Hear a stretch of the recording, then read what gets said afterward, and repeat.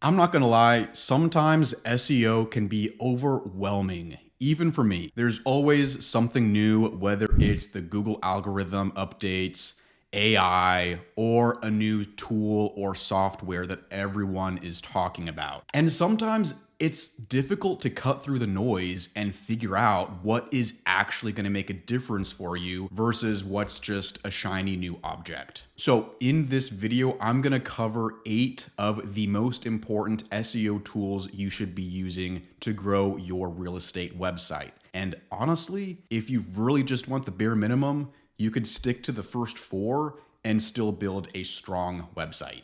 And by the way, my name is Jacob. If you're in the real estate business, this YouTube channel is to help you maximize your website's growth and lead generation. Let's get right into it. Number 1, Ahrefs. Ahrefs is very, very powerful and it does a lot. You just need to know how to use it the right way and what the most important features are for you. So I'll cover a few things. First, the Site Explorer is really helpful for analyzing basically any website. Could be yours, could be a competitor, or some random website you find online and you want to check how it's performing.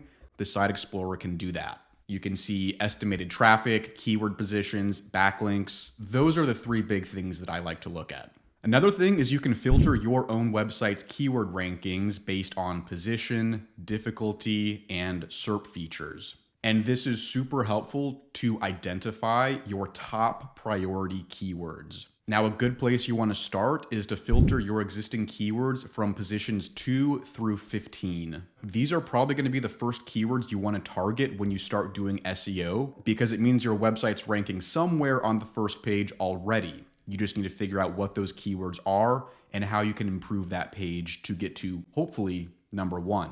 You can also find what's known as untapped keywords, which are keywords that your site doesn't rank for, but your competitors do, which means once you've improved your first priority keyword rankings, you want to go after some untapped keywords and tackle those next. You can also do backlink analysis, look at your anchor text profile, redirects, SERP features. Ahrefs does so much, whether it's keyword research and planning out content to actually analyzing a website, technical issues, backlink analysis, competitor analysis, a lot. Now, number 2 is Rankability. This is one of the newest SEO tools on the market, and honestly, it's one of the best. So Rankability is an all-in-one tool meant to help you create and optimize your content to dominate the search results. So Rankability can help you with keyword research and monitoring your rankings just like Ahrefs, but it does a lot when it comes to actually writing articles or landing pages.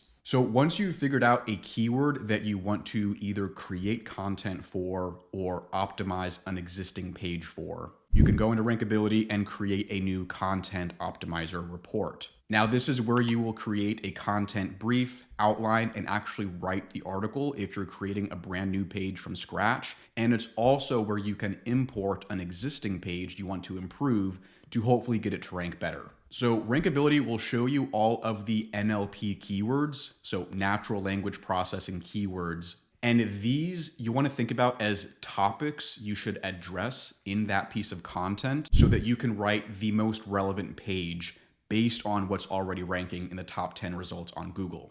And you'll get a Rankability score, which is basically a measurement of how well you use these keywords throughout the content. It's a way of measuring your relevance. So if you have a score of 100, that means you have theoretically the most relevant page you could possibly have for that keyword. And if the Rankability score is 0, that means you're probably missing the mark completely with what you're discussing in that article based on the keyword. I use Rankability for every single piece of content I touch, whether it's creating something from scratch or upgrading an existing article. What I do is I use Rankability to do the keyword research, make a brief, outline, open the report, and then send that to the writer, which is where they will create and edit the article within Rankability. Once it's done, we take the article, put it on the website, add images, graphs, meta description, internal links, the whole package. Now, once you publish your articles, you'll want to track them with the content monitor. So this will track your rankability score over time. And the reason this is important is because if you see a sudden drop in your rankability score, that means that you somehow dropped in relevance. So either you changed something on the article or the results on Google changed. Something must have changed, and you might want to go back and revisit that page and consider adding more content to it before your rankings drop if they haven't already.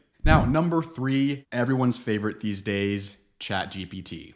Now, I really don't like using ChatGPT to write content. Instead, here's what I use it for. I like it for data analysis, copywriting, and finding key takeaways from other people's content. So one of my favorite ways I've been using ChatGPT lately, especially with all of the NAR lawsuit settlements going on, is to start a conversation with it and upload any articles, press releases, settlement agreements, or even Reddit threads or Facebook threads discussing something and having it pull out the key takeaways, anecdotes, any important statistics, and also giving recommendations for ways I can leverage that to create new content. I like ChatGPT a lot when it comes to writing new content, where I will basically copy and paste a whole Reddit thread on a topic, send it to ChatGPT, and ask it to basically give me the key takeaways of what are other people talking about, what are experiences, anecdotes, or opinions they're sharing that I might be able to leverage in my content to inject a little bit of experience in that content that I'm borrowing from someone else. Now, number 4 is Screaming Frog. Funny name, but powerful tool. So when you do a full audit of a website, you'll want to use Screaming Frog to do a crawl of that website. And then you want to make a spreadsheet and import the results so you can dig into the numbers and the metrics you're interested in improving. I mean, if you want to really get nitty-gritty with every single metric of your website's performance, speed, indexability, redirects, linking, engagement rate, keyword rankings, you can do all of that and more with Screaming Frog. Now, if you're doing a crawl, you'll want to make sure that you're connecting Screaming Frog to 4 APIs: Google Analytics 4, Google Search Console, Ahrefs, and Page Speed Insights. Especially if you're improving your website from a technical standpoint, you want to do a crawl with Screaming Frog and use those takeaways to guide the next steps and prioritize where you should be spending your time. Now, number 5 is Grammarly.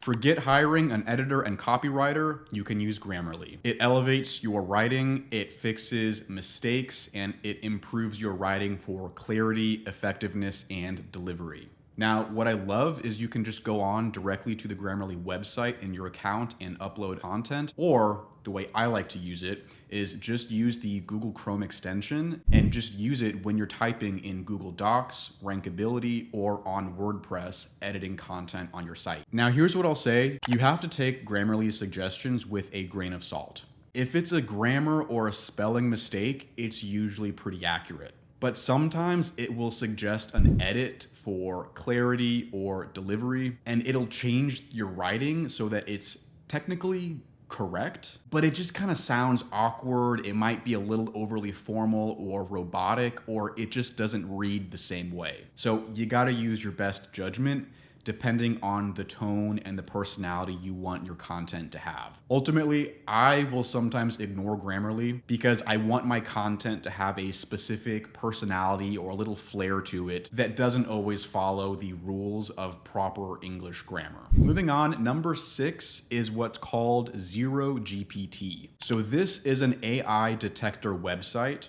where you can paste an article or upload a document and it'll analyze how much of it is estimated to be written by a human versus AI. And it'll also highlight any text that seems like it might be AI. Now, whether you want your website to have content that is AI written or not is up to you. You might not want to publish content if it says it's 100% AI, but if you do, use your best judgment and just make sure that content is still accurate, thorough, and has some signals of expertise, experience, authoritativeness, and trust, the EEAT guidelines by Google. Now, personally, I use AI to write parts of an article and then I will edit them all together, but I almost never use AI to write a full article from scratch. And if for some reason I do, I edit the shit out of it because oftentimes it reads weird, it gets repetitive, has a robotic tone, or sometimes it'll say something that sounds true, but when you think about it and read it again and again, it doesn't really make sense. That's just my take. Again, use your best judgment. Now, moving on is a quick little Chrome extension called Detailed Chrome Extension.